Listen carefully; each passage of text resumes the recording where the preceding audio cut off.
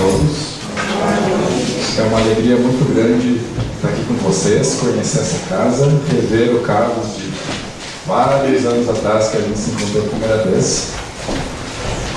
E como bem dito pela prece do Carlos, essa doutrina nos traz novas reflexões, novos pensamentos, novos elementos para que a gente possa fazer a nossa vida se tornar cada vez mais prazerosa para a gente, mais consciente, mais caridosa, algo que lá na frente, quando a gente olhar para trás, não tenha arrependimentos, que minimize aqueles erros que por falta de conhecimento, por não ter pensado em algumas coisas, a gente acaba deslizando, acabam acontecendo.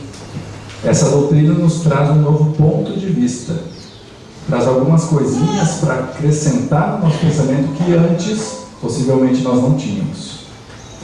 E hoje, pelo convite do Carlos, nós vamos falar sobre o hábito. Nós vamos estudar um capítulo do livro Pensamento e Vida, escrito pelo Chico Xavier, psicografado por Chico Xavier e ditado pelo Espírito Emmanuel. Mas antes de entrar no capítulo 20, que é o capítulo do hábito, vamos ver como é que surgiu esse livro. O prefácio do livro Pensamento e Vida se chama A Cartilha. E nele Emmanuel diz que um coração amigo, alguém que gostava dele, perguntou se eles não teriam lá no plano espiritual, lá onde habita Emmanuel, um livro, uma cartilha que pudesse ser trazida para a gente, nós que estamos aqui encarnados. Ele fala que foi solicitado algumas páginas que falassem ao nosso espírito, algo que tocasse diretamente lá dentro, algo que não tivesse, a palavra não é essa, mas sujo ou contaminado pelas coisas da matéria, algo que viesse direto de lá para a gente. E ele fala de algo que condensasse os princípios superiores que nos orientam a rota.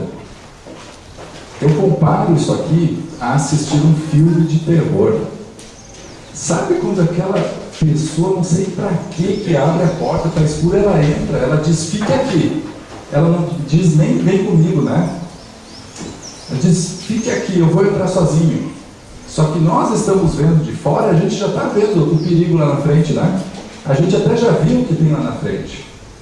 Mas quando encarnados, nem todos os deslizes ficam claros para a gente como no filme. Este livro nos traz a visão lá da frente. O que a gente já poderia agora trabalhar dentro da gente para não escorregar. E olha que interessante. Ele diz que esse livro é uma cartilha falada, é algo muito debatido entre eles, muito conversado, e dirigido a companheiros em trânsito para o berço. Ou seja, com alta probabilidade, todos nós aqui lemos isto antes de encarnar. Talvez 1 ano, talvez 2, 5 anos antes de encarnarmos, quando alguém nos sugeriu, está chegando a sua hora, você vai voltar. Vamos dar uma olhada aqui no que é importante? E surgiu esse livro. E aí, o Emmanuel nos diz que o nosso pensamento cria a vida que procuramos. Nosso pensamento, a forma como a gente conduz ele, o que a gente permite que esteja no nosso pensamento e o que a gente não permite, isso tudo cria, molda a vida que a gente tem no dia a dia. O que está acontecendo agora para a gente é resultado dos nossos pensamentos. Não de uma forma simplista, então vou pensar em R$1 milhão e vai aparecer esse 1 milhão? Ele não vai. Mas se eu pensar muito em alguma coisa, se eu começar... Quem já não viu falar daquelas várias linhas aí? Tem um livro chamado O Segredo, né? A coisa não é tão simples como diz o livro.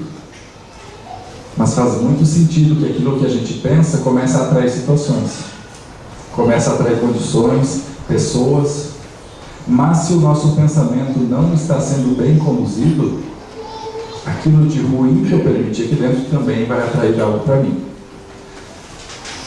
E aí a gente vai conversar hoje sobre o capítulo 20, que se chama O Hábito.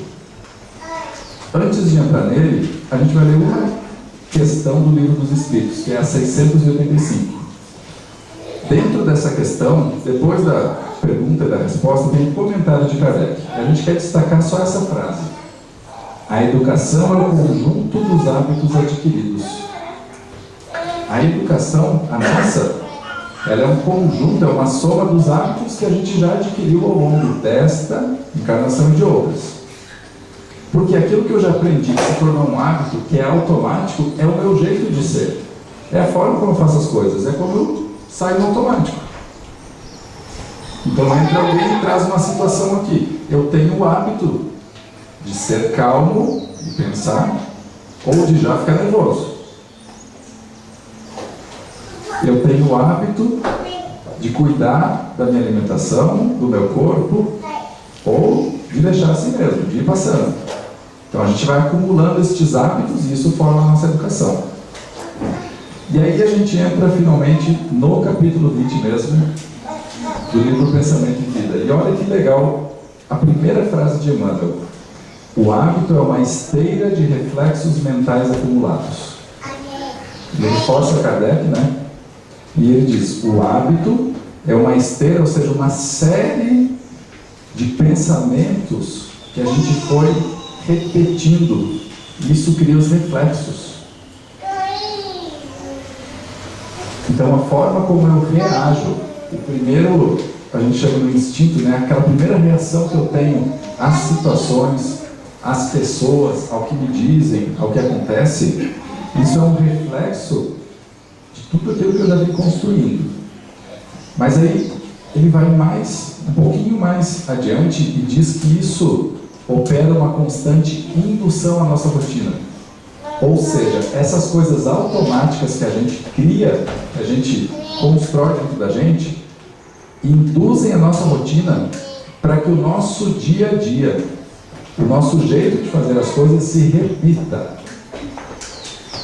A gente vai repetindo os dias, um igual ao outro, um igual ao outro.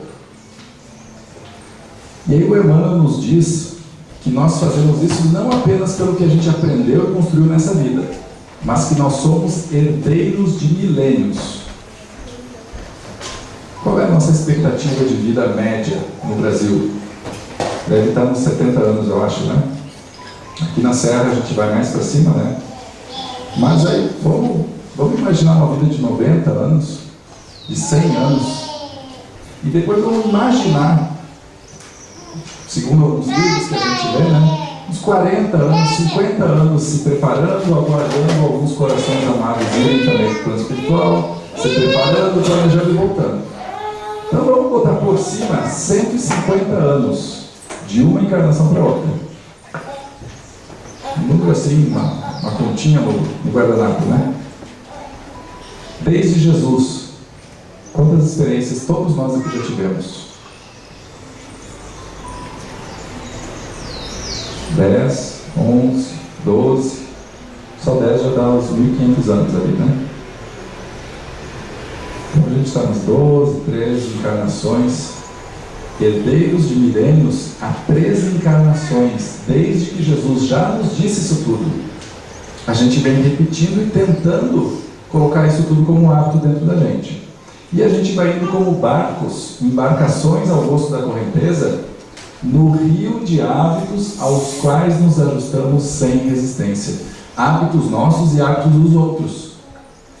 Porque existem hábitos que surgem na TV, a gente vê um monte de gente fazendo e a gente se ajusta a eles e passa a repetir, sem questionar.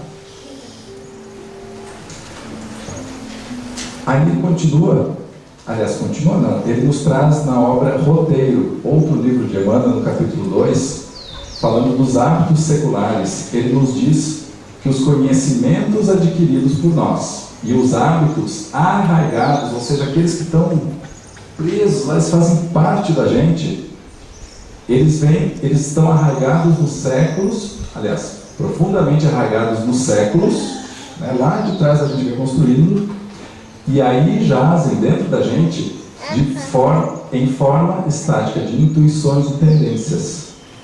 Então, quando uma situação, uma escolha que eu tenho que tomar, algo exige o meu pensamento, aquela minha intuição, o meu jeito de fazer as coisas, aquela primeira voz que fala dentro de mim, é essa construção que eu estou fazendo há alguns milênios já. E buscando no Evangelho segundo o Espiritismo, no capítulo que fala dos bons espíritas, a gente encontra esta frase aqui: em algumas pessoas os laços materiais são ainda muito fortes. Em muitos de nós, os laços que nos prendem a questões da matéria, qual é o primeiro laço mais forte que a gente tem com a matéria? É o corpo. O meu corpo, ele é meu, né? Na verdade, ele me foi emprestado por um período.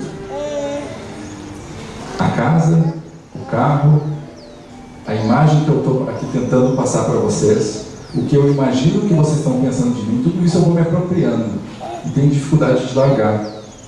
Aí, em um certo ponto da minha vida, eu acrescento outras pessoas. E aí, aquela pessoa que era um ser livre passa a ser a minha esposa, minha. Eu não achei até hoje o contrato de posse, mas eu fico falando que é minha.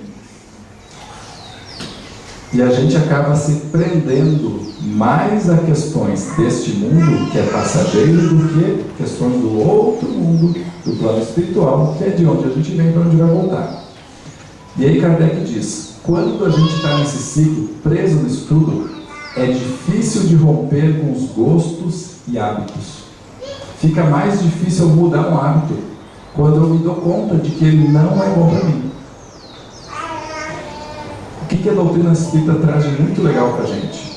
Um novo ponto de vista, uma nova referência, porque tem hábitos que eu aprendi quando eu era pequenininho. Meus pais faziam aquilo, eles viviam daquele jeito, e eles aprenderam dos pais deles, que aprenderam dos pais. Quem está errado nessa? Ninguém está errado. A gente vem vindo. Só que agora que a gente entra na doutrina espírita, a gente se dá conta: ah, mas espera aí, aquilo ali não me faz bem. E quando a gente olha para o Evangelho de Jesus Cristo, a gente vê 4 arquétipos, ou 4 tipos de pessoas, fora Jesus, né? 4 tipos de pessoas lá, 4 categorias. Primeiro, os adversários. Aqueles que lutam contra Jesus diretamente ou contra as ideias dele. Não querem saber do que ele fala. E às vezes não precisa nem falar disso. Quando a gente conta para alguém: olha, eu estou me dando conta disso, eu gostaria de mudar aquilo, a pessoa diz: ah, tá louco, mas isso aí, aqui tu está virando beato agora, que história é essa? Não, vamos fazer a nossa festa, vamos seguir. São aqueles que lutam contra essas ideias. A multidão é aquela que busca o mestre, vai ao encontro dele, mas só enxerga os fenômenos, vê o milagre, vê a pessoa que levanta, vê aquele que enxerga de novo, mas quando volta para casa, fica tudo igual. Quando sai do centro espírita, dentro de casa não muda nada. Aí nós vemos os discípulos, ou os alunos de Jesus, aqueles que se encantam igual a multidão, mas logo em seguida pensam: como é que eu aplico isso para mim? Como é que eu faço agora? Porque seguidamente eu assisto uma palestra legal e falo assim: caramba, minha esposa devia estar aqui, isso era bem para ela. Nossa, mãe! Agora, se fosse para ela estar aqui, o anjo da guarda dela teria conduzindo para que ela chegasse aqui, para que o Carlos convidasse ela, não eu. Se fui eu a vir até aqui, pior ainda, se fui eu a dividir esse estudo com vocês, é porque eu preciso ouvir, não ela. E aí nós temos os apóstolos, aqueles que na sua vida se reflete o Mestre Jesus em todos os anos. É um nível acima.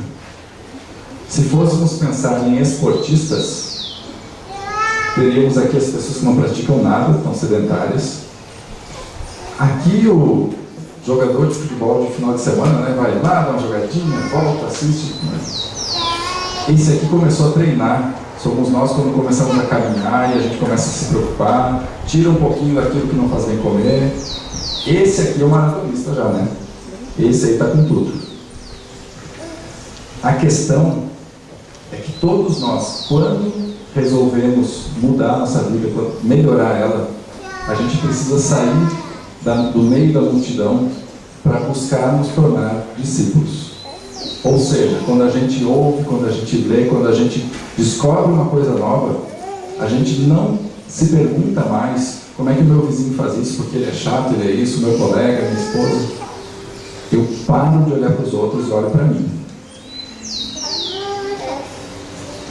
E na obra Encontro Marcado, o Emmanuel nos diz que se nós já nos demos conta de que tem um hábito dentro da gente que não é legal, se a gente tem a compulsão, ou seja, nos arrasta a vontade de um hábito que não é bom para a gente, e em geral a gente se dá conta de quais são os hábitos que não nos fazem bem, existe algo que pode nos libertar, e o remédio é este: trabalho. Trabalho, trabalho, trabalho. Quanto mais ocupada a mente em coisas positivas, coisas que nos façam crescer, e o trabalho aqui não é apenas o trabalho braçal, todo tipo de trabalho nos enobrece. É através dele que a gente vai disciplinando o pensamento, para daí conseguir voltar lá naquele hábito que nos fazia mal, mas a gente gostava, e conseguir ter força e disciplina para dizer agora não, mesmo tendo vontade. Isso eu não quero mais para mim, mesmo que me apeteça. Isso eu não permito mais que faça mal para minha família, porque eu não quero mais. É uma decisão que eu passo a tomar, mas eu preciso de força para ela, e o trabalho é uma das maneiras de construir essa força. Voltando lá para o pensamento e vida, o Emmanuel nos fala que a gente não pode esquecer da rotina construtiva. E a rotina que ele fala aqui é aquela do dia a dia mesmo. O acordar no horário, com tempo para chegar no trabalho e não sair correndo que nem louco. Cuidar da minha alimentação de manhã. Todo mundo praticamente sabe, né? O café da manhã, a alimentação mais importante, é a refeição mais importante. Mas aí vem o hábito. Estou falando do hábito, né? Tem o hábito de cada um. Uns preferem o almoço, outros o café da manhã, mas seja como for o meu gosto, criar um hábito e tentar manter, criar uma rotina. E aí ele nos diz que a evolução, nós nos tornarmos melhores, evoluir como espíritos, necessita de novos costumes. A evolução precisa que novos costumes entrem, novas coisas que sejam automáticas para a gente. E aí olha só como é que ele começa a nos dizer como fazer isso. Primeiro, ele pega uma frasezinha popular que diz que o hábito faz a segunda natureza. Então aquilo que a gente repete muito começa a moldar quem nós somos. Mas ele diz que nós devemos aprender que a disciplina antecede, ela vem antes da espontaneidade. Sabe aquela pessoa que dança muito bem? Eu costumo sentir inveja. Sabe aquela pessoa que no esporte é natural? Quando toca um instrumento musical, a coisa sai, flui. Esta pessoa precisou de muita disciplina para repetir diversas e diversas vezes, até que se tornasse espontâneo.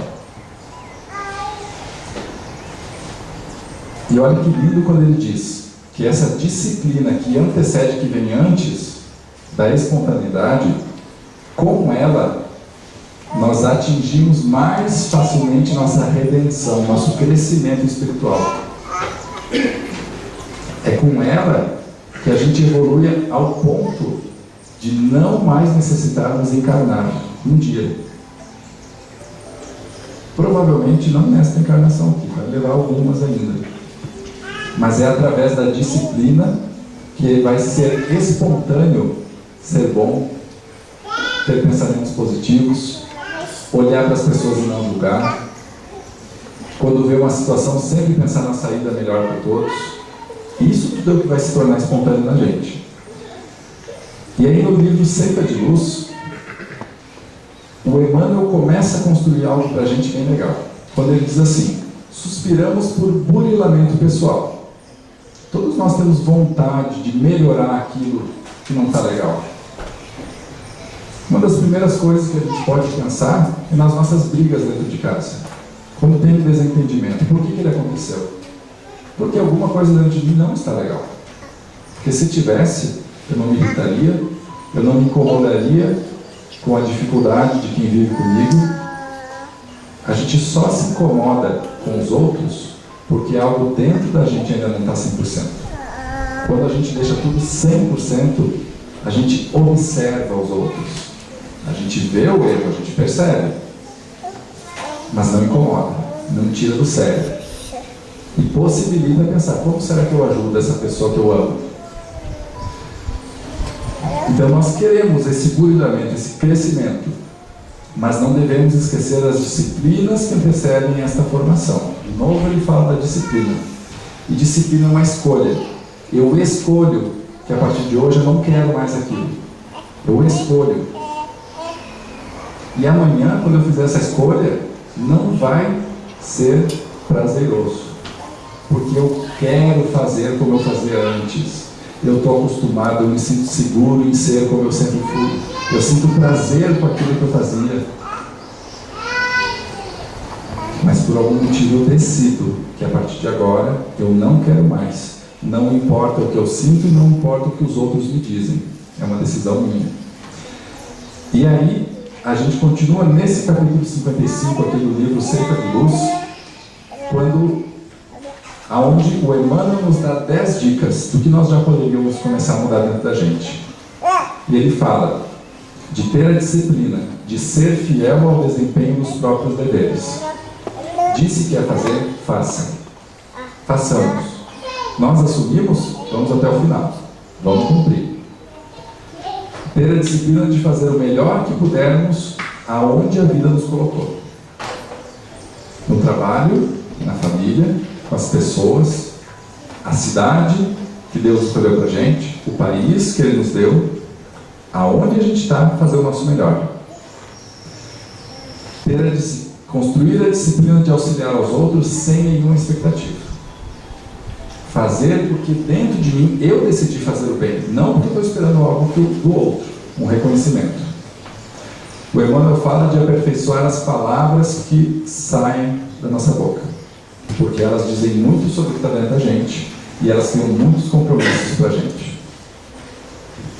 Ele fala de desculpar incondicionalmente. E incondicionalmente é de verdade. É incondicionalmente, mesmo aquele tchau do meu colega lá que não sabe o que ele me fez, cara. Porque aquele lá não dá para perdoar. Claro que dá.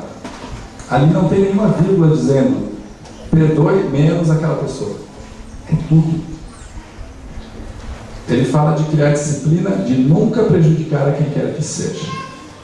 Porque a vida cobra caro quando a gente prejudica conscientemente alguém. Dentro do nosso estágio evolutivo a gente vai prejudicar, porque não temos consciência de tudo ainda. Mas estas faltas, elas vão ser muito, não relevadas, mas muito levadas em consideração, né? O que a gente não sabia. Agora, o que nós já sabemos é uma grande responsabilidade. Ele fala de buscar a boa parte nas situações e nas pessoas. Seja quem for, mas a pessoa erra, ela faz tal coisa, mas tem algo que ela faz bem. Essa coisa ela já construiu. Para essa coisa que ela faz bem, ela teve que ter disciplina em algum momento, ela teve um esforço. Então vamos valorizar essa parte. Porque se tem uma coisa que eu já faço bem, que de repente vocês percebem, tem outras escondidas aqui, que eu não estou agora demonstrando, mas não estão prontas, não tem disciplina ainda. Eu sei delas. Então, se eu procuro que não me firam com essas que eu ainda não consigo, eu vou procurar não ferir nos outros também. Ele fala de procurar o bem com a disposição de realizá-lo.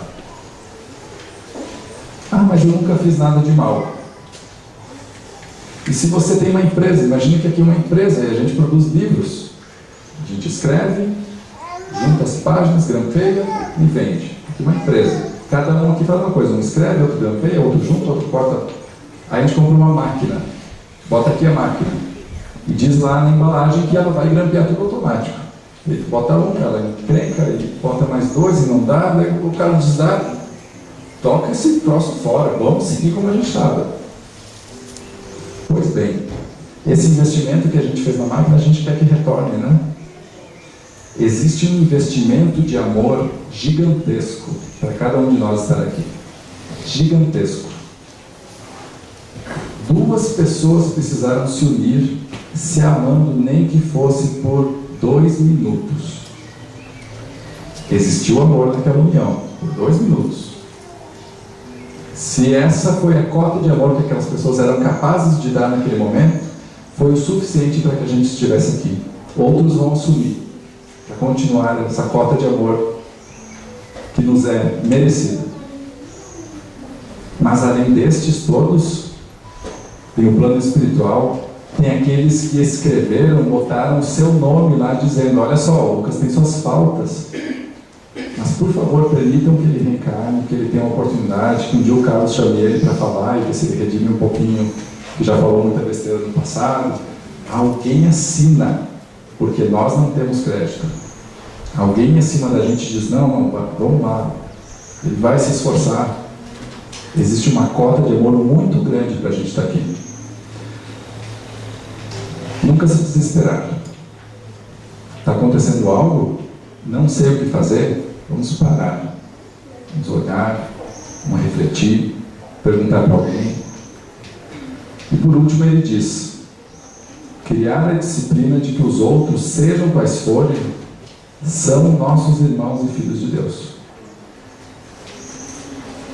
Nosso filho está nosso filho, não é nosso filho. Porque nessa encarnação ele é só por esse período. Eu não sei se aquele que eu acolhi lá na minha casa não foi meu pai, não foi minha mãe, não foi... não sei. E é só por esse tempo. Vai chegar uma idade que ele é livre de novo. Assim como eu me sinto livre daqueles que me criaram. Não sermos donos de ninguém. Vermos todos como irmãos. E seria coerente eu, numa família, com meus irmãos, pedir para o meu pai e para minha mãe que prejudicasse um deles. Mas olha o que ele fez, bate nele, expulsa ele da família, faz... Seria coerente eu pedir para o meu pai e minha mãe fazer isso com meu irmão? Pois se a gente passa a enxergar que todos nós somos irmãos, muda a nossa relação com Deus em relação a eles. O que a gente pensa em relação aos outros, o que a gente deseja.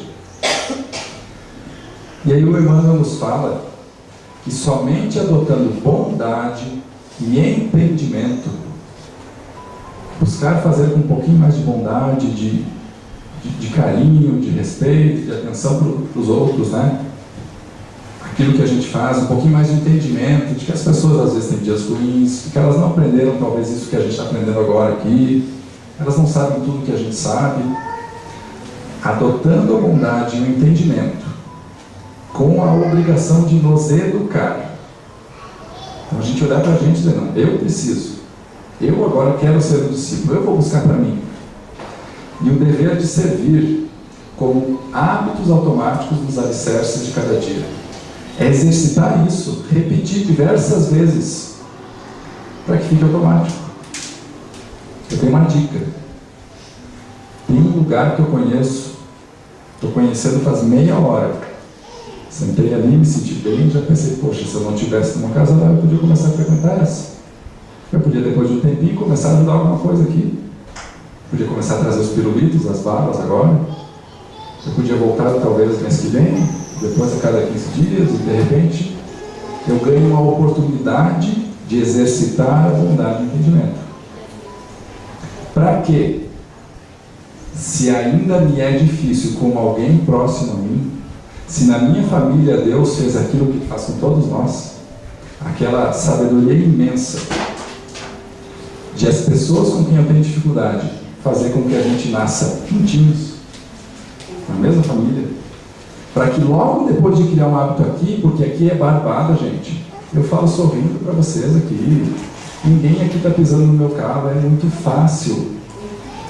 Mas depois de um tempinho convivendo, Mas o Carlos, ele falou daquele jeito. Já fiquei, mas que vergonha se eu falar, porque é um centro espírita, como é que eu vou? Essas coisas todas vão criando força dentro da gente, para que daí eu volte lá para minha casa e decida que a partir de hoje eu ajo diferente. O outro ainda não sabe, o outro ainda não tomou sua decisão, o outro ainda não está aqui, mas eu já estou. Então eu passo a decidir isso por mim, mesmo que isso custe o meu sacrifício, mesmo que isso signifique deixar de lado minhas vontades pessoais, aquilo que eu gosto, que eu queria que o outro fizesse, mesmo que o outro não corresponda a algumas coisas que eu costumo dizer que deveria. Porque fazer o bem para os outros, isto traz a verdadeira felicidade. Isso faz a gente criar uma conexão com o alto que nutre a nossa alma de forma diferente. Tem coisas que a gente adquire, que a gente compra, coisas que a gente faz aqui, que nos dão prazer, elas são legais, elas são importantes para o crescimento espiritual, mas elas só duram um tempo. Então estou querendo trocar de carro. Aí eu penso aquilo lá não posso pagar, mas aí se eu fizer assim, e aí eu compro. Eu fico, caramba, eu entro nele, eu me sinto, ou então é a casa, ou então é o emprego, é alguma coisa que eu queria, né? Mas depois que eu conseguir, passado um tempo, eu sinto a mesma coisa. Depois de um bom tempo já não tem mais graça, tem que ser outra coisa. Pois esta aqui, a bondade e o entendimento exercitados, disciplinados por escolha, não por prazer de início, o prazer só vem depois. Geralmente a gente vai ali na distribuição de Natal e já sente prazer. Volta para casa, nossa, que legal, mas depois de um tempo, cansa. Aí entra a disciplina, a escolha. E quando a gente vence esse cansaço, a gente começa a sentir essa nutrição diferente. E eu me lembro da minha adolescência, poucos anos atrás, 2, 3 anos atrás, quando ia comer pizza com os amigos. Geralmente era rodízio, a la carte não tinha graça, tinha que ser rodízio. Porque eu ia comer 15 pedaços, e se o meu colega comesse 16, eu comia 17. Tudo era muito intenso, tudo era uma busca muito forte. E o que acontece quando os anos passam? Hoje, 3 fatiazinhas, 5 fatiazinhas, um fiozinho de azeite de oliva e degustar, né? O que aconteceu nesse meio tempo? A intensidade, aquela coisa intensa, perdeu a graça. A gente refinou o paladar, né? Agora a gente quer sentir que espiritualmente nós fazemos o mesmo. Mas só aprendemos a degustar espiritualmente praticando. Minha esposa é enóloga. Às vezes ela me dá uma taça de vinho assim, vê o que tu sente. Aí eu falo assim, vinho, tudo que eu sinto. Ela diz que tem toques de chocolate, tem castanha, tem... Da onde tu vê esse negócio? Mas ela repete, não, vê se não parece que tem castanha ali. Nossa, parece mesmo, senti o cheiro da castanha. Aliás, ela me xinga quando eu falo cheiro, é aroma. Ela disciplinou o próprio paladar para perceber essas coisas. E eu só vou disciplinar meu paladar espiritual repetindo, buscando referências de quem já fez, buscando locais como este, ou outros locais com os quais eu me afinizo, buscando na minha própria família, no meu próprio trabalho, oportunidades. Porque naquele almoço de família, talvez agora no Natal ou no Ano Novo, às vezes vem aquele tio que é um pobre, né? Aquela pessoa que fala cada coisa, e às vezes aquela pessoa que fala cada coisa gostaria muito de participar, mas não tem chance. Ninguém mais tem a paciência. Eu posso exercitar ali o simples ato de sentar do lado. Vamos para a mesa, está pronto o jantar, vamos para a ceia, beleza? Está lá o tio. Senta lá do lado, não fala nada. E aí, tio, como é que tá? Ele vai falar umas besteiras. Anota aí, gente. Você faz de besta. não dá bola. Todos nós precisamos de contato, todos nós gostaríamos de contato. E nós somos muito poucos ainda tendo contato com esta doutrina, com esta nova realidade. Diz pra gente, ninguém acorda de manhã pensando, eu vou fazer errado. Ninguém sai de casa, agora eu vou, caramba, eu vou fazer o pior erro da minha vida agora. Nós estamos buscando nossa felicidade. Só que muitos de nós achamos que a felicidade está em alguns atos que incomodam outros. E a gente não se dá conta. É um hábito já para a gente. A gente ainda não aprendeu. Agora, nós podemos identificar que o outro ainda tem um hábito que não é bom para ele mesmo. Sermos bondosos. Não ficar ressaltando isso. Nos aproximar de vez em quando. Às vezes exige o nosso esforço também. E pouco a pouco a gente começar a mudar isso para os outros também. A gente está chegando no final e o espírito Nélio Lúcio, no livro Colheita do Bem, nos fala que o hábito de estudar o Evangelho, o hábito de ler essas obras, pensar sobre o que a gente não apenas lê, não vamos colecionar livro para pensar comigo, mas já li 20 livros espíritas. Se a gente ler um e aplicar, valeu pela vida inteira. Vamos ler e tentar fazer assim, marcar, não tem problema, gente. Pega uma canetinha, risca o teu livro, tá? O livro é para isso, um dia ele vai apodrecer, é papel, mas a mensagem que está ali não vai. Risca ele, pensa naquilo.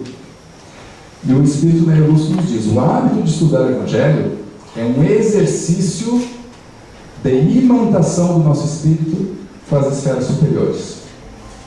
Quando a gente desencarnar, para onde nós vamos? Se aqui fosse uma escola, aqui era uma escola, quando dava o intervalo, a criança que sentava naquela cadeira ali, ó, ia conversar com quem no intervalo, no recreio?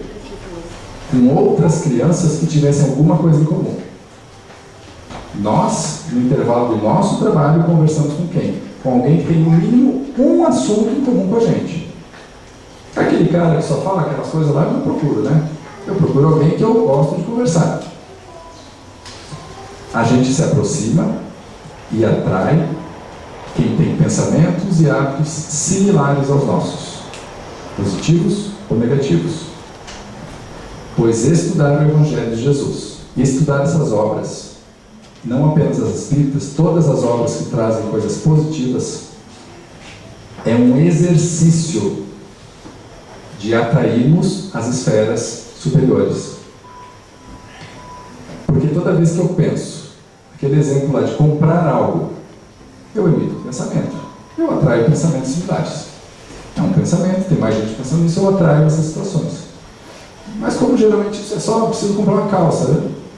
Fica pouco tempo esse pensamento aqui, né? A gente acaba não atraindo nada.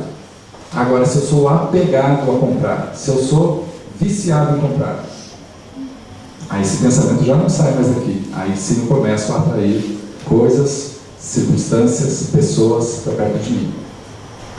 Como é que eu poderia começar a atrair coisas superiores, espíritos superiores para perto de mim? Com essa leitura. Quando é um livro que nem esse, ele fala de alguma coisa, a gente pensa como seria fazer aquilo. Às vezes eu leio um romance, aí eu leio a história de alguém que passou por algo. E na grande maioria das vezes, para não dizer sempre, quando a gente vem a uma casa espírita e faz um atendimento fraterno, e a pessoa nos sugere, leia o livro tal. E, ó, tem aqui, você pega, você leva, você tem 2 semanas, 3 para trazer de volta.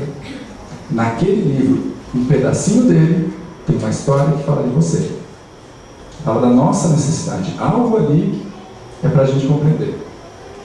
E quando a gente tem a prática do Evangelho no lar, que a gente pega o nosso Evangelho, abre ao acaso,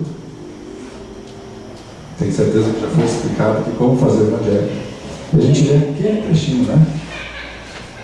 O meu, cara, estava com um problema. Ele abriu 6 domingos seguidos a mesma bendita mensagem. Eles estão com problema? Estão viciados? Peguei outro. Abriu a 7ª. Depois deram um tempo, porque eles disseram, coitado, não está entendendo. Passaram-se uns meses, voltou a mensagem. Foram mais ou menos 10 repetições para um dia cair a ficha. Caramba, é lá no trabalho, é aquela situação com aquela pessoa.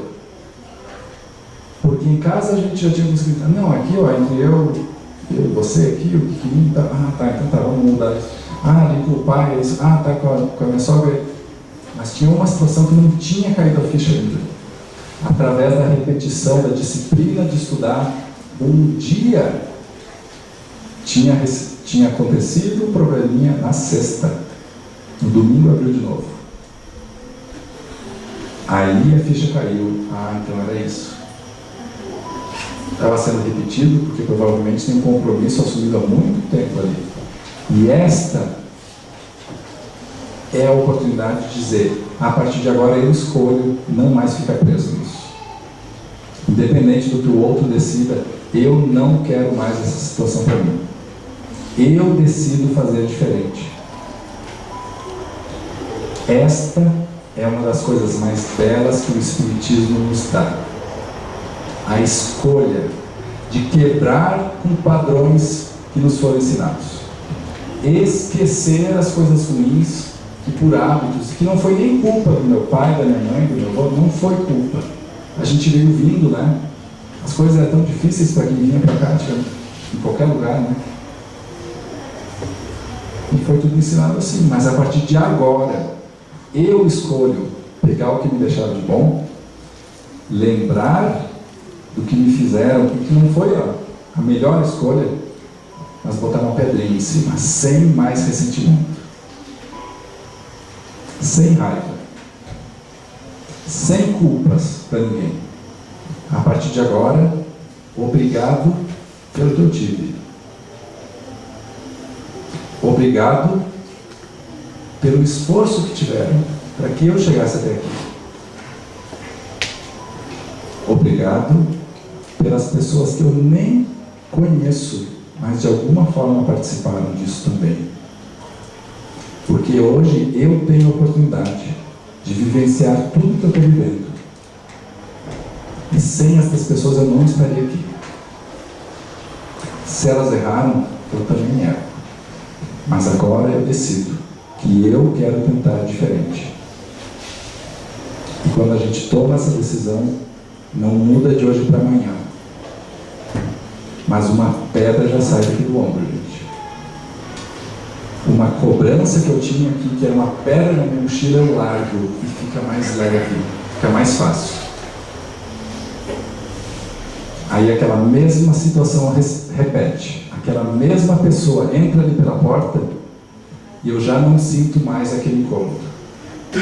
Talvez eu ainda não saiba o que fazer, mas o incômodo acabou. Aí vou me experimentar, eu vou tentar sorrir, eu vou falar diferente, eu vou agir de outra forma, eu vou oferecer ajuda. Eu deixo aqui para a gente, para encerrar,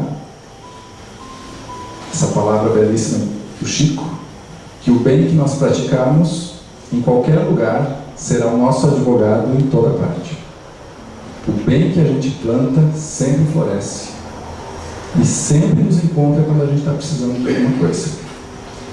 Se alguém quiser ler sobre isso tudo, eu deixo aqui também o que a gente pesquisou para montar essa apresentação, e eu vou deixar a apresentação também disponível com o Carlos, se alguém quiser ver, porque às vezes é legal a gente ver o trechinho, repensar, buscar o livro, né? Ela vai estar à disposição. Então eu agradeço o tempo e a paciência de todos.